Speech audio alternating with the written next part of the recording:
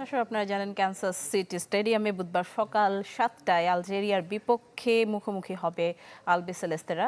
সেখানকার সবশেষ খবর জানাতে আমাদের সাথে যুক্ত হচ্ছেন রেজওয়ানুজ্জামান। রেজওয়ান, জানাবেন যে আর্জেন্টাইন শিবিরে এখন পর্যন্ত সবাই ফিট আছে কিনা, অর্থাৎ পুরো শক্তি নিয়ে তারা মাঠে নামতে পারবেন কিনা, না কোনো ইনজুরির খবর আছে আপনার কাছে?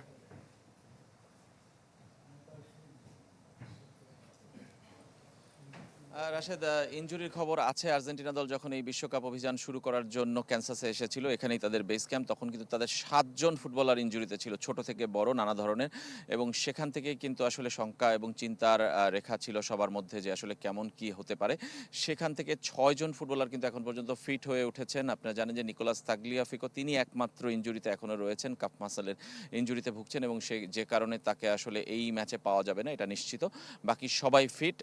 বিশেষ করে সবচেয়ে চিন্তার কারণ ছিল যে আর্জেন্টিনার গোলবারের অতন্দ্র প্রহরী এমিলিয়ানো মার্তিনেজ, গত বিশ্বকাপ জয়ের অন্যতম নায়ক, তিনি আসলে খেলবেন কিনা প্রথম ম্যাচ থেকে, সেই আশঙ্কা কিংবা শঙ্কা প্রশ্ন ছিল।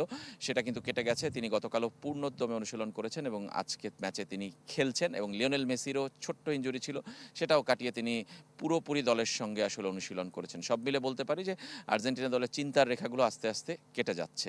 রাশেদ, ফ্যান যারা, খুব স্বাভাবিক একটা হাই ভোল্টেজ ম্যাচ, পুরো বাংলাদেশও অপেক্ষা করে রয়েছে যে আর্জেন্টিনা ডিফেন্ডিং চ্যাম্পিয়ন তাদের মিশন শুরু করবে।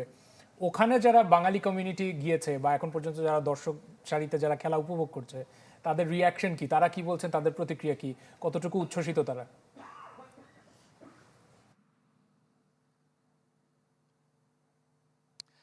সেই জায়গায় বলতে পারি যে আসলে আর্জেন্টিনার ফ্যানে পুরো শহরটা কিন্তু ছেয়ে গেছে এই ক্যানসাসে।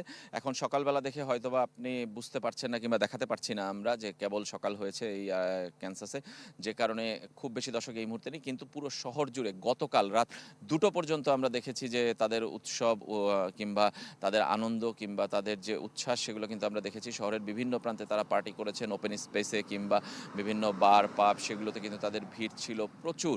এবং একটা ঘটনা বলে রাখি, যদিও আমরা ক্যানসাসে, এই ঘটনা ঘটেছে আসলে নিউ ইয়র্কের টাইমস স্কোয়ারে আর্জেন্টিনা এবং আলজেরিয়া সমর্থকদের মধ্যে কিন্তু গতকাল একটা ঝামেলা হয়েছে, মারামারি হয়েছেও যদি বলি সেটাও ভুল হবে না।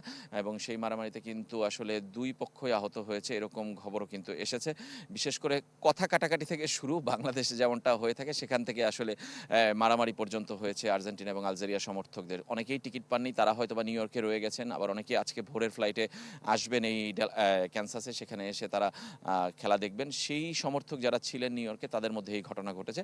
কিন্তু আলজেরিয়ার চেয়ে আর্জেন্টিনার সমর্থক অনেক অনেক অনেক গুণ বেশি, বাংলাদেশে যেমন ঠিক এখানেও। এবং আর্জেন্টিনার টানে কিন্তু এসেছেন এবং প্রবাসী বাংলাদেশিদের কথা বলছিলেন, তারাও কিন্তু অনেকে এসেছেন। আমি আমার চেনা জানাই অনেক কয়েকজনকে দেখেছি যে তারা বাংলাদেশ থেকে ছুটে এসেছেন। আর বাংলাদেশি যারা এখানে থাকেন তারাও কয়েকজন আসলে আগ্রহী আজকের ম্যাচ দেখার জন্য। যারা টিকিট পেয়েছেন তারা ভাগ্যবান, কিন্তু টাকার কারণে আসলে অনেকেই টিকিট কিনতে পারেননি। এক একটা টিকিটের দাম আসলে রিসেল প্ল্যাটফর্মে এটা $1,1200 পর্যন্ত উঠেছে, যেটা আসলে অনেকের জন্যই আসলে অ্যাফোর্ডেবল নয়। রাশেদ, রেজওয়ান, অনেক ধন্যবাদ যুক্ত হওয়ার জন্য। দর্শক দেখছিলেন আর্জেন্টিনা আলজেরিয়া ম্যাচের আগে